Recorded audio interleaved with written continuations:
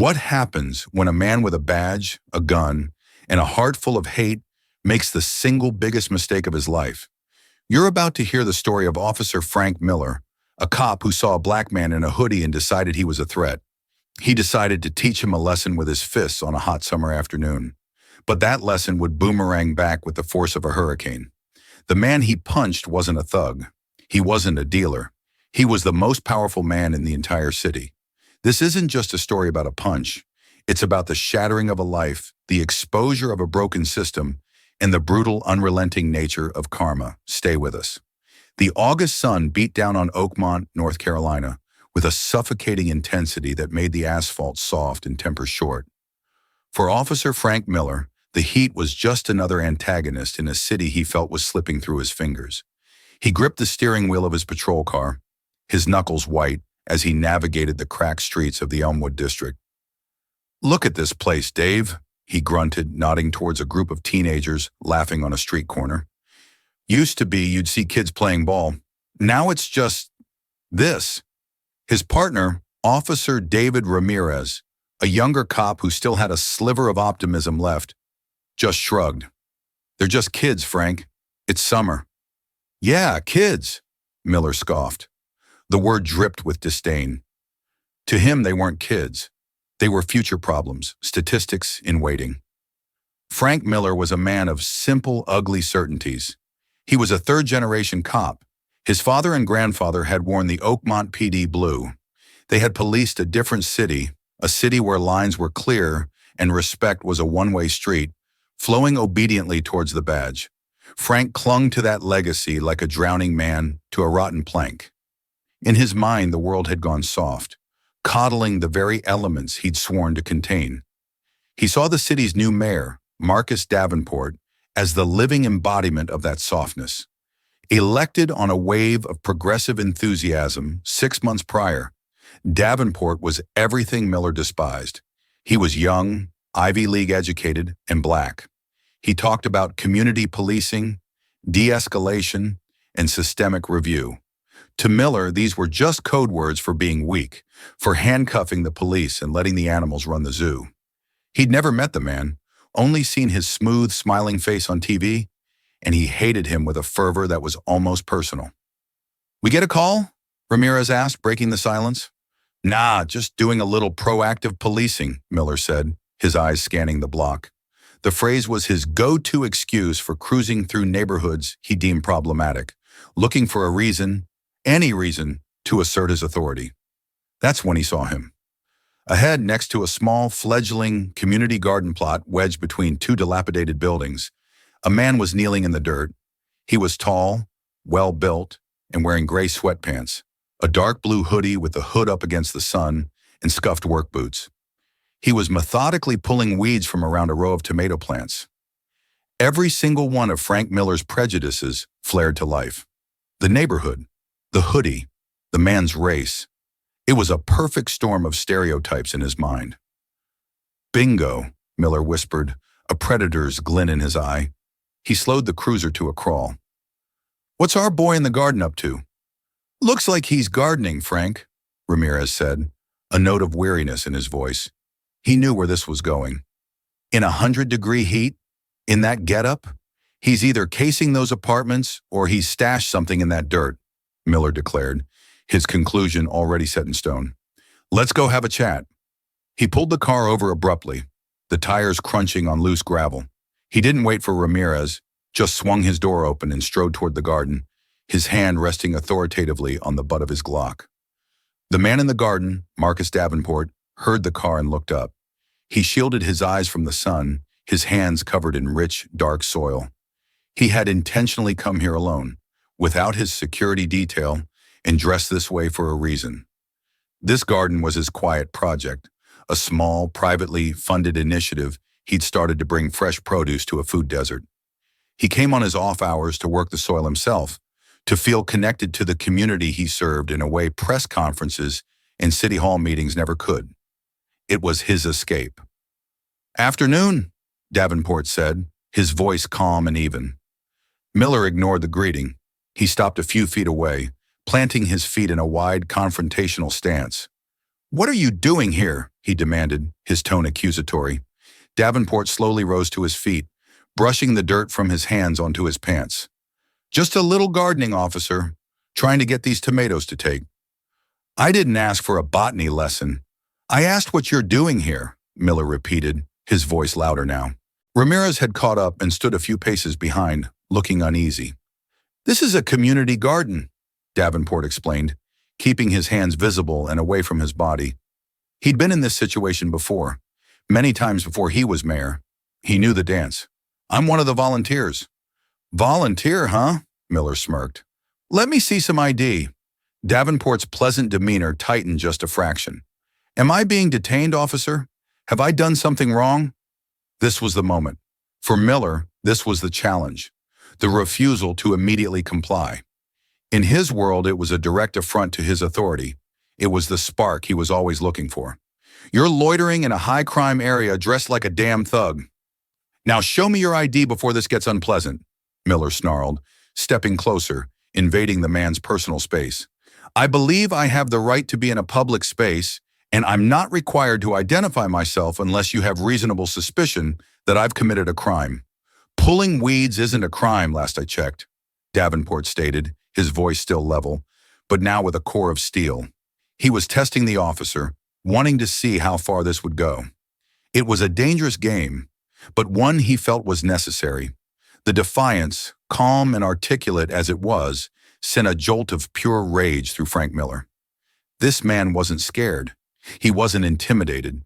He was talking about his rights. It was the same kind of softness he saw in the new mayor, the same liberal nonsense he believed was ruining his city. "Oh, we got a constitutional scholar here, Dave," Miller shouted back at his partner, not taking his eyes off Davenport. He jabbed a thick finger into Davenport's chest. "You don't have any rights right now except the right to do what I tell you to do. Now I'm going to ask you one last time. Show me your ID." Davenport stood his ground. He looked from Miller's furious, reddening face to Ramirez's uncertain one. "Officer, I'd advise you to calm down." That was it. The final straw. The suggestion that he, Frank Miller, was the one out of control. It was an inversion of his entire worldview. In that instant, Marcus Davenport ceased to be a man. He was a symbol of everything Miller had lost, everything he hated. "You advise me?" Miller roared, his face contorted in a mask of fury, and then he swung. He didn't draw his baton. He didn't reach for his taser. He balled up his right hand and threw a powerful, vicious punch directly into Marcus Davenport's face. The crack of knuckles against cheekbone was sickeningly loud in the quiet afternoon air. Davenport stumbled backward, his head snapping to the side from the force of the blow. He tripped over a line of cinder blocks bordering the garden and fell hard onto his back, his head hitting the soft earth with a dull thud. For a moment, the world was a dizzying kaleidoscope of blue sky, green leaves, and exploding stars of pain behind his eyes. He tasted blood, coppery and hot, in his mouth. Miller stood over him, chest heaving, his fist still clenched. "See? That's what happens when you don't show respect," he panted, triumphant. Ramirez just stared, his mouth agape, his mind screaming. "Frank, what did you just do?" From across the street, a teenager who had been watching the entire exchange slowly lifted his cell phone, the red light of the record button already blinking. The world swam back into focus for Marcus Davenport in slow, painful waves. The first thing he registered was the throbbing in his jaw, a deep, electric ache that radiated up to his temple. The second was the taste of blood. He gingerly touched his lip. It was already swelling, split open against his teeth. He lay there for a second, the rough soil of the garden he'd been tending, now a cradle for his aching head. Above him, Officer Miller was a dark silhouette against the blinding sun, panting slightly, radiating an aura of smug satisfaction. "Had enough of your law lesson for today?" Miller taunted. "Or do we need to continue this down at the precinct?" Ramirez finally found his voice, a choked, panicked whisper.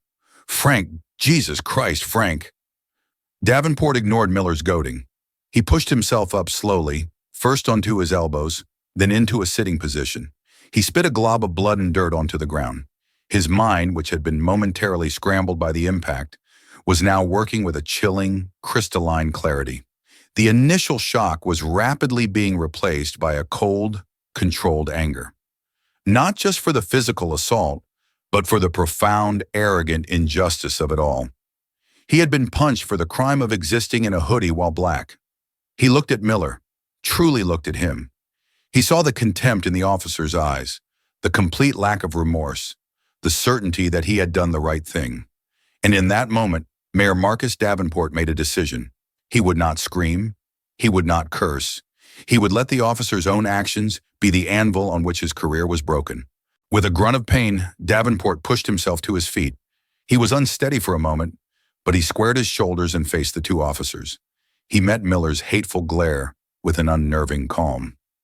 "You just made a mistake," Davenport said, his voice raspy. Miller laughed, a short, ugly bark. "The only mistake here is you, pal. Now for the last time, give me your damn ID before I add resisting arrest and assault on an officer to your tab." "Assault?" Davenport asked, a flicker of disbelief in his eyes. "You're going to claim I assaulted you?" "My hand hurts from hitting your thick skull."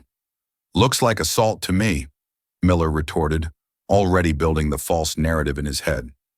Davenport simply shook his head slowly.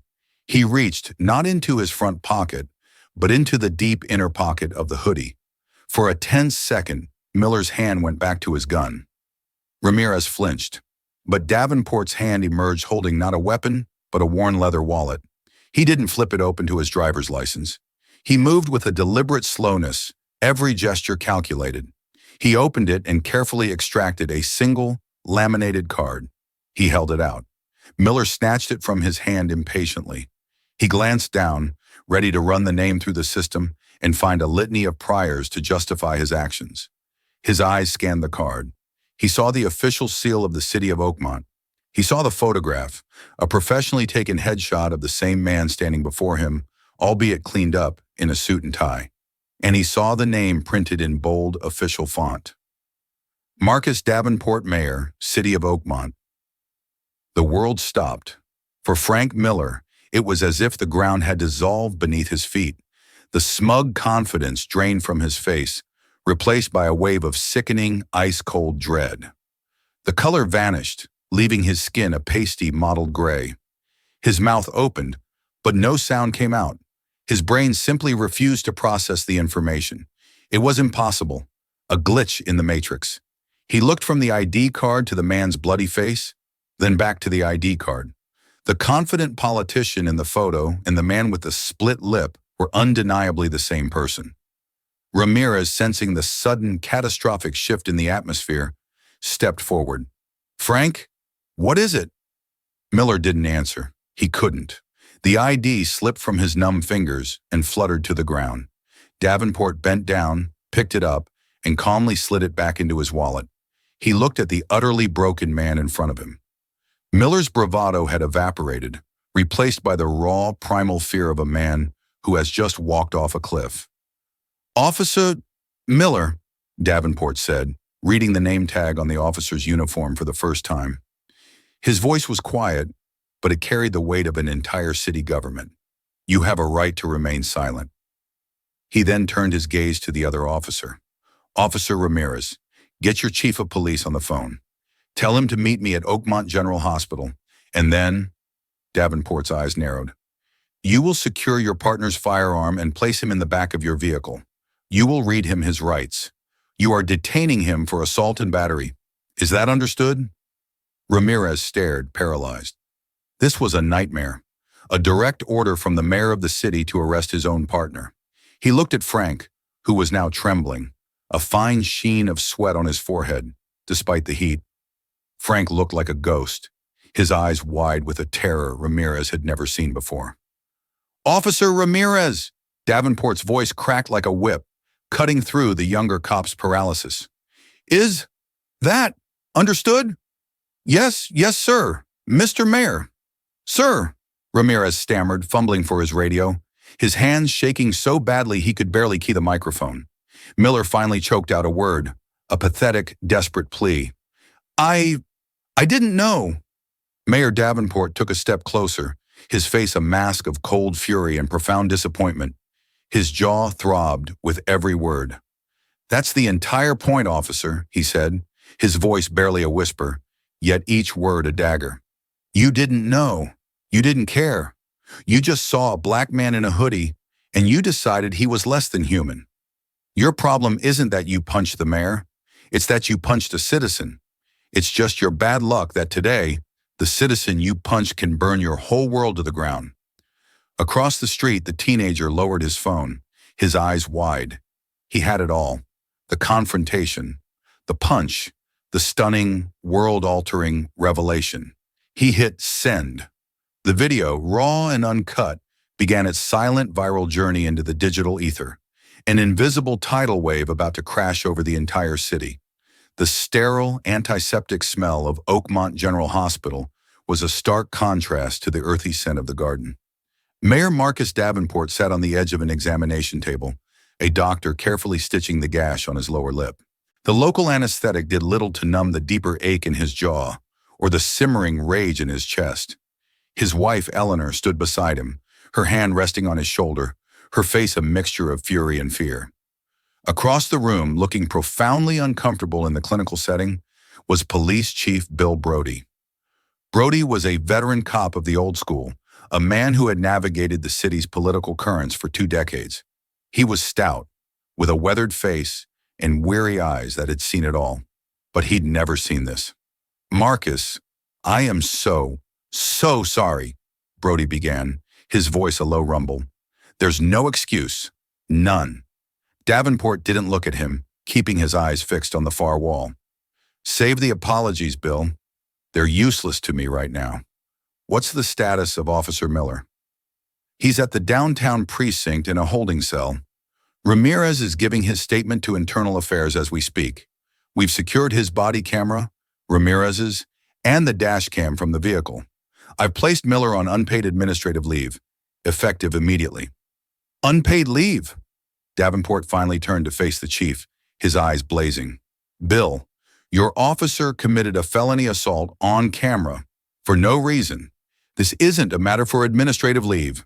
This is a criminal matter. I want him booked. I want the district attorney's office to have a file on their desk by morning. I was assaulted, and I want him charged." Eleanor squeezed his shoulder. "Marcus, maybe we should just—" "No, Ellie," he said, cutting her off gently but firmly. "This isn't about me anymore. What if I wasn't the mayor? What if I was just some guy from the neighborhood? What happens to him? Does he get a formal apology and a gift card? Or does he get a resisting arrest charge to go with his broken jaw? We all know the answer." Chief Brody nodded grimly. He knew the mayor was right. The system, his system, was designed to protect its own. An officer's word against the civilians, especially in a neighborhood like Elmwood, was an uneven fight. But this changed the entire calculus. "I understand, Mr. Mayor," Brody said, his tone formal. "I'll make the call to the DA myself. You'll have my full cooperation." As the doctor finished the last stitch, Davenport's chief of staff, a sharp woman named Maria Flores, rushed into the room, her face pale. She held up her phone. "It's everywhere, Marcus," she said breathlessly. "It's gone viral, a bystander's video. It's on every news site, every social media feed. CNN and Fox News are already picking it up. The Associated Press just sent out a bulletin." She showed him the screen. It was the teenager's video, shaky but brutally clear. It showed the whole ugly ballet. Miller's aggression, Davenport's calm refusal, the vicious punch, the fall. The audio was clear enough to hear the slurs, the demands, and the shock in Ramirez's voice. The video cut off just after the reveal, leaving millions of viewers with the stunning cliffhanger. Davenport watched it, a knot tightening in his stomach. His quiet, personal moment of service had become a public spectacle, a national flashpoint. "Schedule a press conference," he told Maria, his voice firm. "Tomorrow morning, on the steps of City Hall, and get me the file on Officer Frank Miller. I want his entire service record, every commendation and every complaint."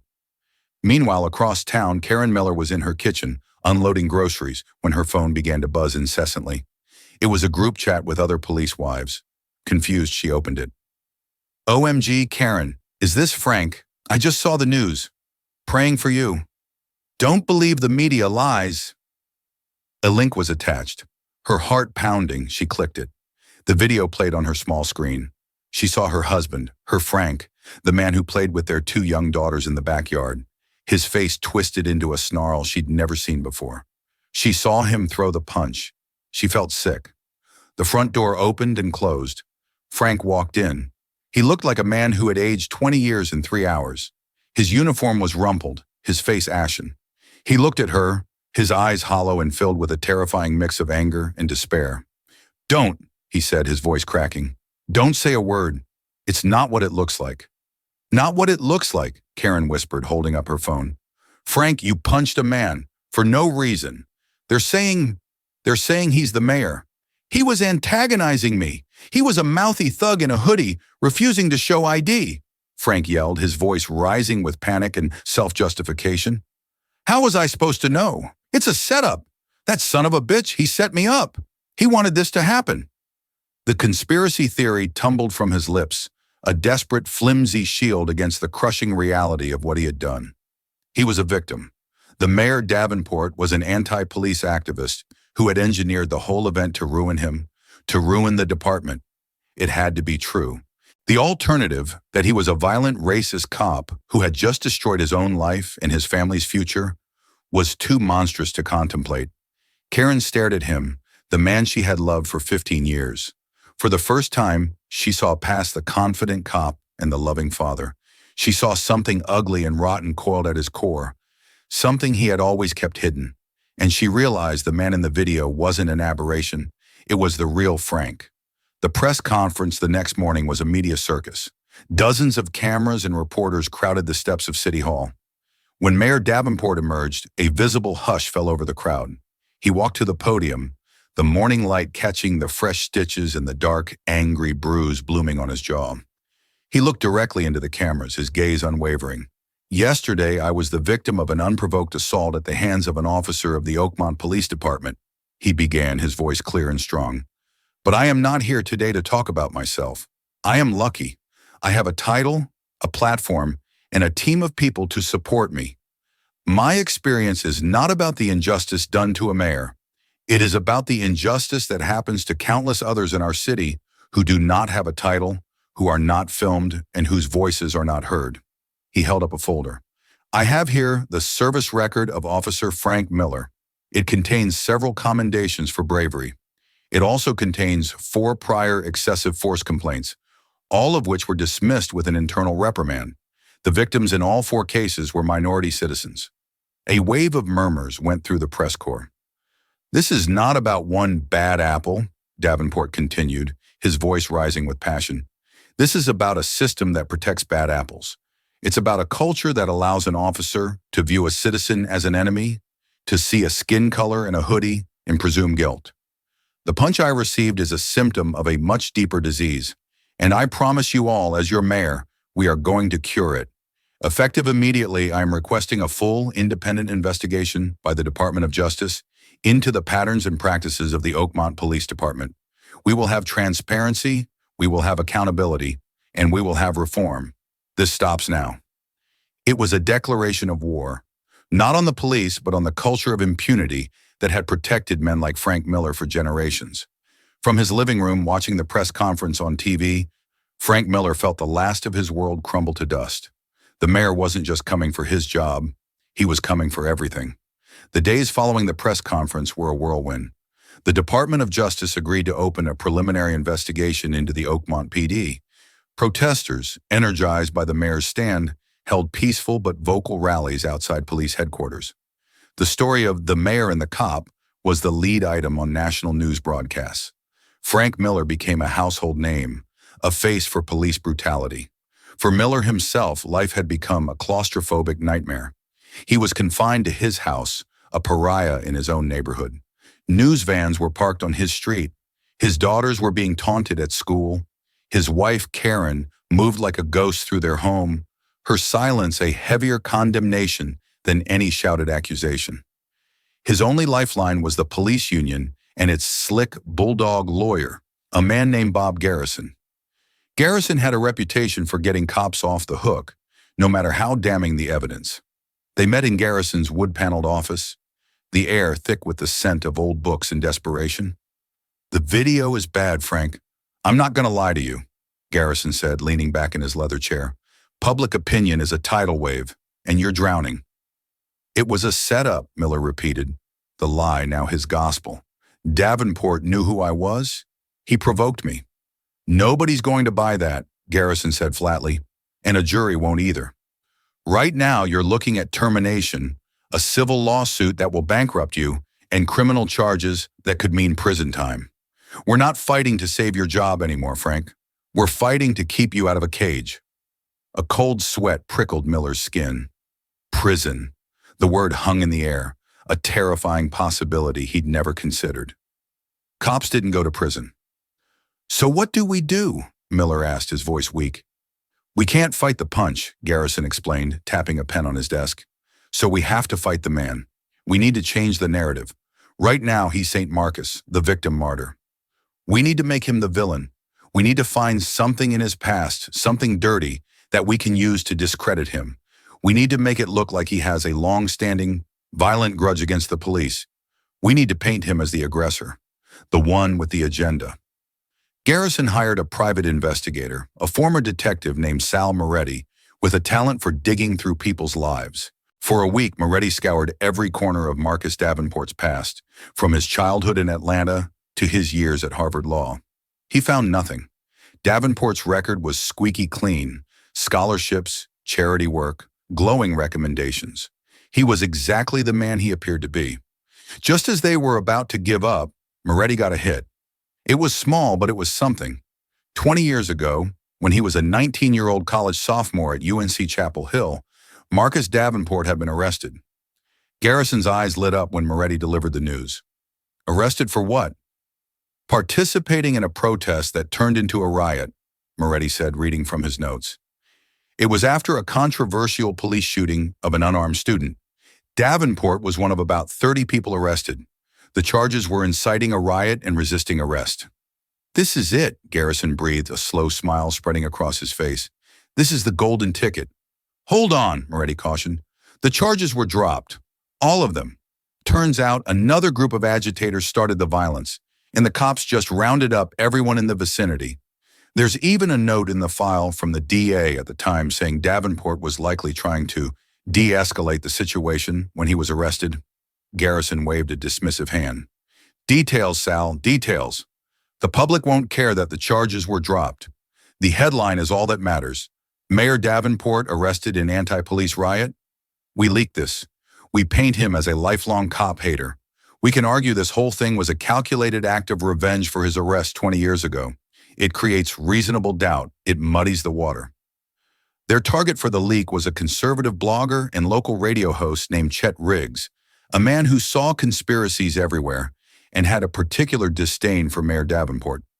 Garrison fed him the story, complete with a copy of the old sealed arrest record. Riggs ran with it, gleefully. The story exploded. Mayor Davenport's secret radical past, arrested in violent anti-cop riot, the headline screamed.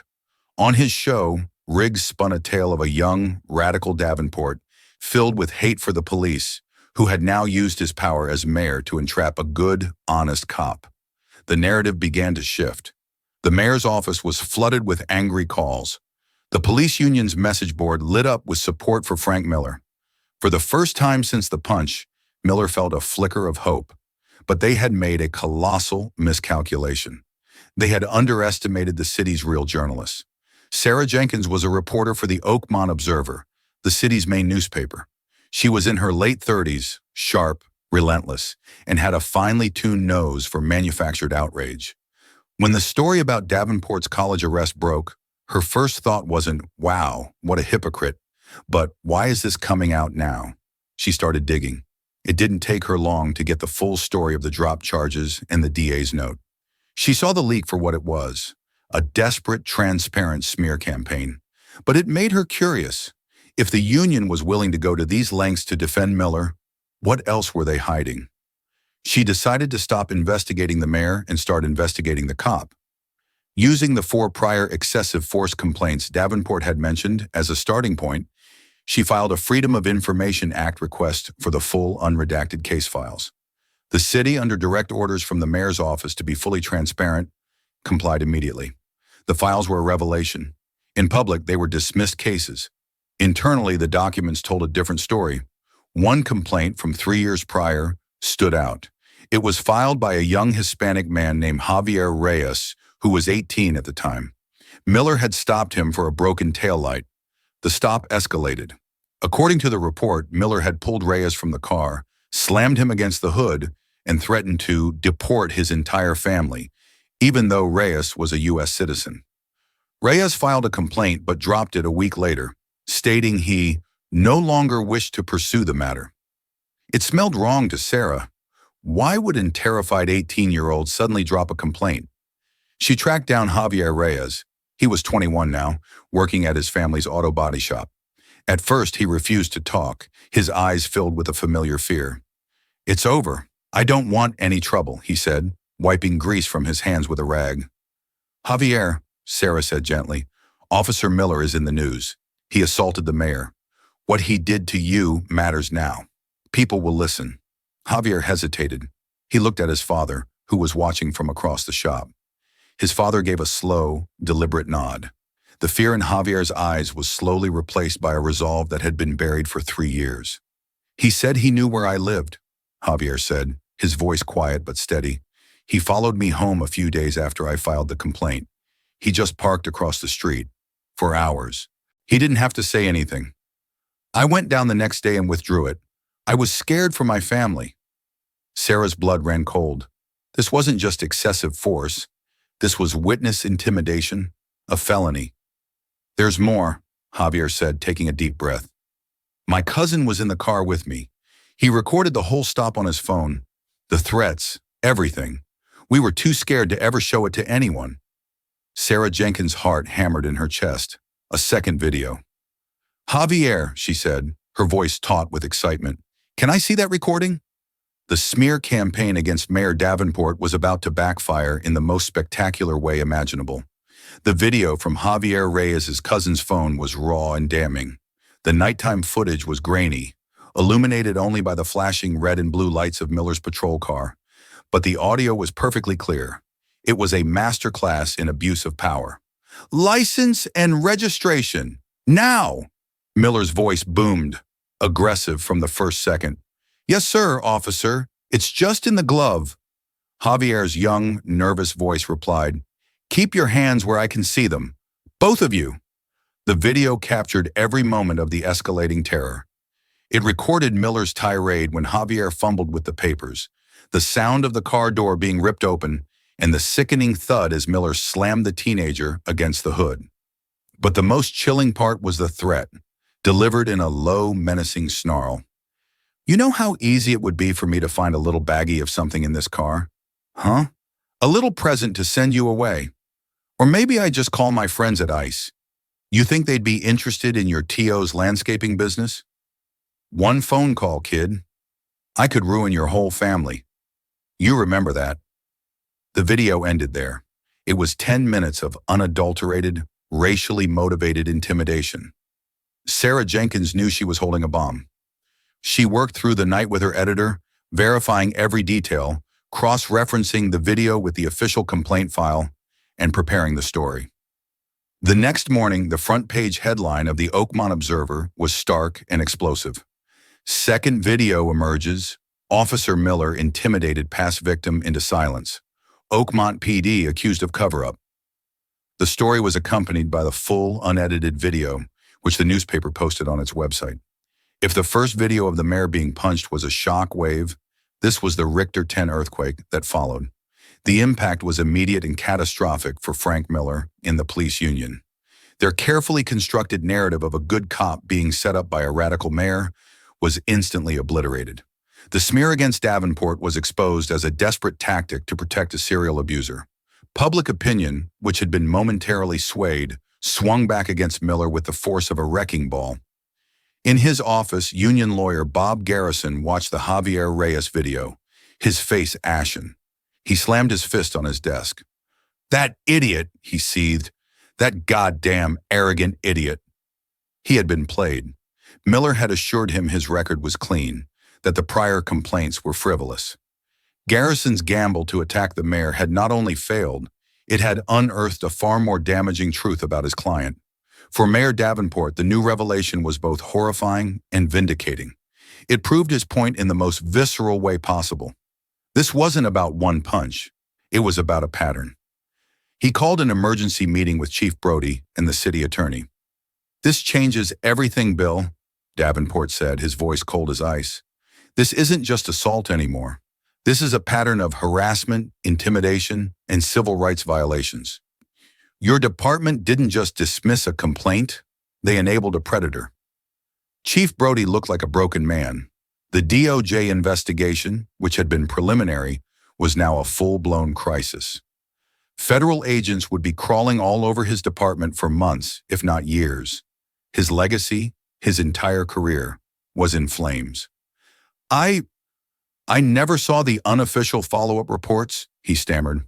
"The file was closed when the kid withdrew the complaint. It was buried by the previous administration." "That's the problem, Bill.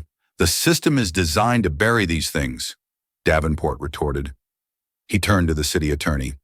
"I want Officer Miller's employment terminated, effective immediately. No more leave. No more union hearings. We invoke the moral turpitude clause. Fire him now."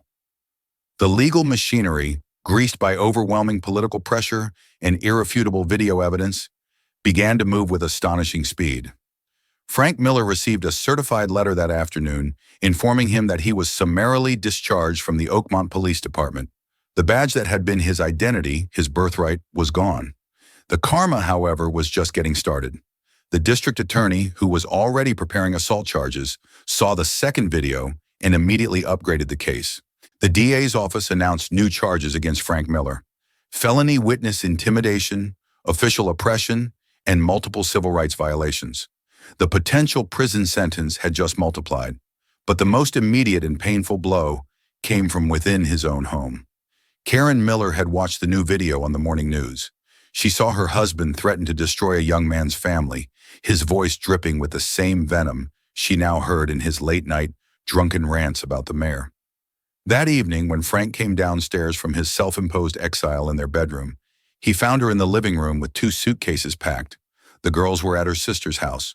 "What's this?" he asked, his voice hollow. "I'm leaving, Frank," she said, not meeting his eyes. "I'm taking the girls and I'm going to my sister's. I've spoken to a lawyer." "Karen, no. You can't," he pleaded, the last foundation of his life crumbling. "They're lying. It's all a smear campaign." She finally looked at him, and her eyes were filled not with anger, but with a dead, empty pity. "Was Javier Reyes part of the smear campaign, Frank? Was that terrified boy a part of some grand conspiracy against you? Or were you just being a monster because you thought you could get away with it?" He had no answer. "The man I married, he put on a uniform to protect people," she said, her voice breaking. "That man, he's gone.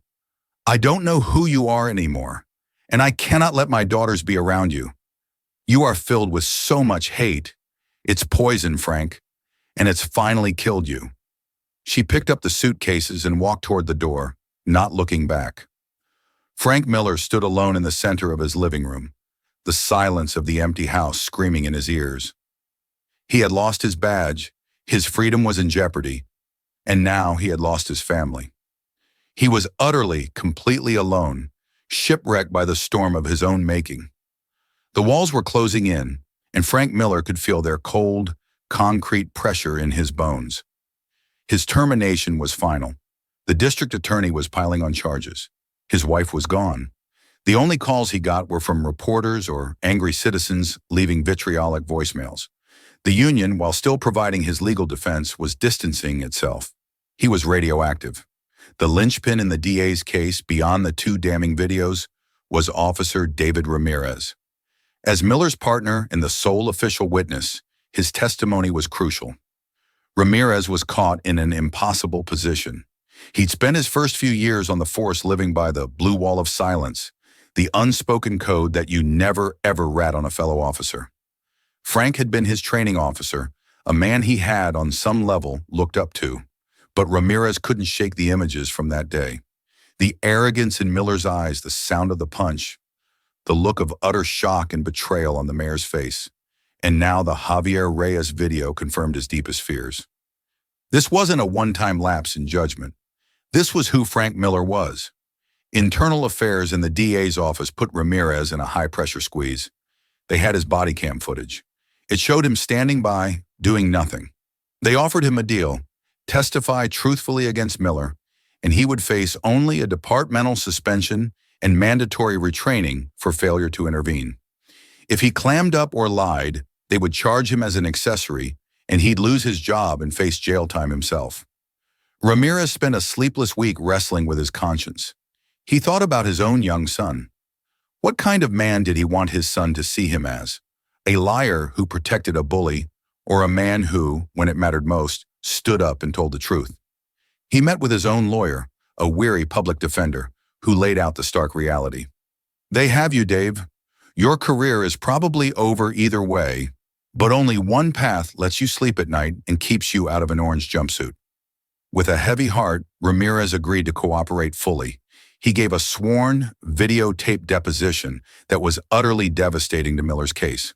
He detailed not just the assault on the mayor, but countless other instances of Miller's casual racism and aggression. He recounted the times Frank would call in fake suspicious person reports just to harass people in minority neighborhoods. He described Miller's rants in the patrol car about Mayor Davenport, filled with racial slurs and contempt, which established a clear, pre-existing animus. Ramirez's confession was the final nail in Frank Miller's legal coffin. When Bob Garrison, Miller's lawyer, received a copy of the deposition, he knew the trial was unwinnable. Any shred of a defense they had, that it was a mistake, a misunderstanding, a moment of stress, was gone. Ramirez's testimony painted a clear picture of a malicious, premeditated pattern of abuse, culminating in the assault on the mayor. Garrison called Miller into his office for a final, brutal reality check. "It's over, Frank," Garrison said, tossing the deposition transcript on the table. "Your partner rolled over on you. He's corroborated everything. The DA is offering a plea deal." "I'm not taking a deal," Miller said stubbornly, though his voice lacked conviction. "Then you'll go to trial, and you will be convicted on all counts," Garrison countered, his voice sharp.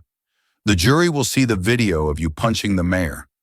They'll see the video of you threatening that kid, Javier Reyes. And then they'll hear your own partner in full uniform get on the stand and tell them what a racist monster you are. You'll be sentenced to the maximum, 10 to 15 years in state prison, as a former cop. You know what that means. You won't last a week." The threat hung in the air, a vision of brutal prison justice. "What's the deal?" Miller asked, his voice barely a whisper. "You plead guilty to felony assault and 1 count of witness intimidation," Garrison laid out. "The other charges get dropped. The DA will recommend a sentence of 5 years with possibility of parole after 3. It's a gift, Frank. It's the only move you have left." The fight had gone out of him. The rage, the self-pity, the denial, it all evaporated, leaving only the bitter, metallic taste of defeat. He saw the long, bleak corridor of years stretching out before him. 3 years, 5 years, an eternity. He thought of his daughters growing up, of Karen moving on, of his name becoming a permanent stain on his family's legacy. He nodded slowly. "Okay." The plea hearing was a quiet, somber affair.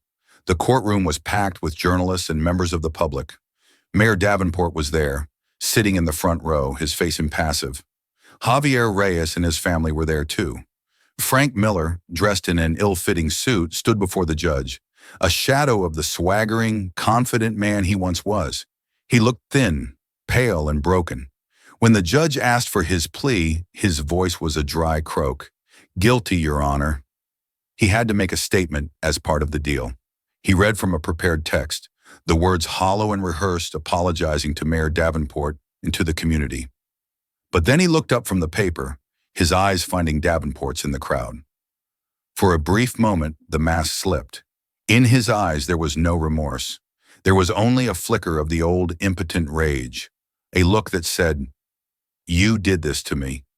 Davenport met his gaze, and he didn't see a monster anymore.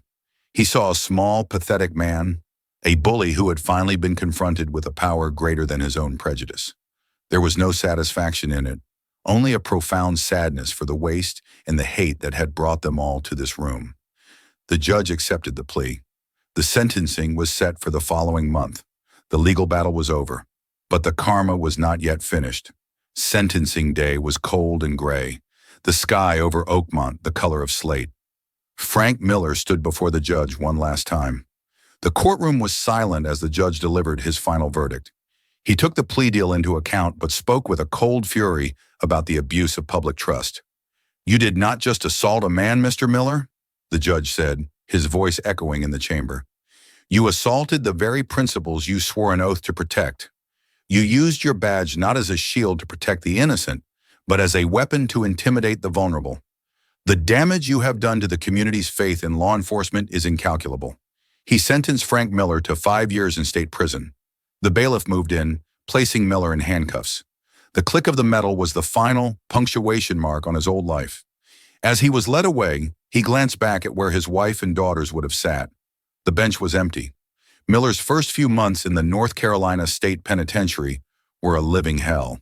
As Garrison had predicted, being an ex-cop in prison made him a target. He was jumped in the yard during his first week, leaving him with 3 cracked ribs and a permanent limp. He was forced into isolation for his own protection, spending 23 hours a day in a tiny concrete cell. The authority and physical power he had wielded with such arrogance were gone. He was now the one who was powerless, the one who lived in constant fear. The bully had become the bullied, a cruel but fitting symmetry. Back in Oakmont, the fallout from Miller's actions continued to reshape the city. Mayor Davenport, armed with a powerful mandate for change and the full backing of the Department of Justice, began the hard work of police reform. The DOJ's final report was a scathing indictment of the Oakmont PD, identifying systemic issues with racial bias, excessive force, and a lack of accountability. Chief Brody was forced into early retirement, replaced by a reform-minded black woman from the Atlanta Police Force, who immediately began implementing sweeping changes. A new empowered civilian review board was created, with the power to independently investigate complaints and recommend disciplinary action. A duty to intervene policy was instituted, making it a fireable offense for an officer to witness misconduct and do nothing. A policy directly inspired by Ramirez's initial failure. David Ramirez himself served his 6-month suspension, completed extensive retraining, and returned to the force a changed man, often speaking to new recruits about the importance of integrity and the dangers of the blue wall. Mayor Davenport poured funding into community-based initiatives, including a massive expansion of the Community Garden Project in Elmwood. He knew that true safety didn't just come from policing, but from opportunity, investment, and trust. It wasn't a perfect transformation. The police union fought the reforms at every turn. There was still resentment and distrust on both sides. But for the first time in generations, real, tangible change was happening. The culture of impunity that protected Frank Miller had been shattered. 2 years into his sentence, Frank Miller was a ghost of his former self. He had lost weight, his hair was graying, and his eyes were perpetually downcast. Karen had divorced him. She had sold the house and moved with the girls to another state to start over, changing their last name. He received no letters, no visitors. His only connection to the outside world was a television in the common area. One evening, a local news report came on. It was a story about the 2nd anniversary of the Elmwood Community Garden. The camera panned over a thriving urban farm with local residents, black, white, and Hispanic, harvesting vegetables. The reporter was interviewing Mayor Davenport, who stood smiling, his sleeves rolled up, a small scar still faintly visible on his lip. "This garden is more than just a place for fresh food," Davenport was saying. "It's a symbol of what this community can build when we invest in each other, when we work the soil together." Watching from his plastic chair in the prison rec room, Frank Miller felt a hollow ache in his chest that had nothing to do with his physical injuries. He saw the city moving on without him, healing the wound he had inflicted. He saw the man he had tried to break, thriving and building something positive from the ugliness. It was in that moment that the final, crushing weight of his karma settled upon him. It wasn't just the prison, the divorce, or the loss of his job. It was the devastating realization of his own irrelevance. He had been a force of hate and destruction, but in the end, The community he despised, led by the man he assaulted, was building something that would outlast his legacy of bitterness. He was a footnote in a story about their resilience. He was forgotten. And that, for a man whose entire identity was built on power and demanding respect, was the ultimate punishment. He was nothing. The garden and the city would continue to grow without him. The story of Frank Miller and Mayor Marcus Davenport is a brutal lesson in karma, but it's more than that. It's a stark reminder that the systems we live in are only as strong as the people who are willing to hold them accountable. Mayor Davenport could have made it about personal revenge, but instead he used a moment of personal pain to force a necessary, painful conversation about justice and reform for his entire city. It shows that one person's actions, whether driven by hate or by hope, can have consequences that ripple out for years. If this story of justice and accountability resonated with you, please take a moment to support our channel.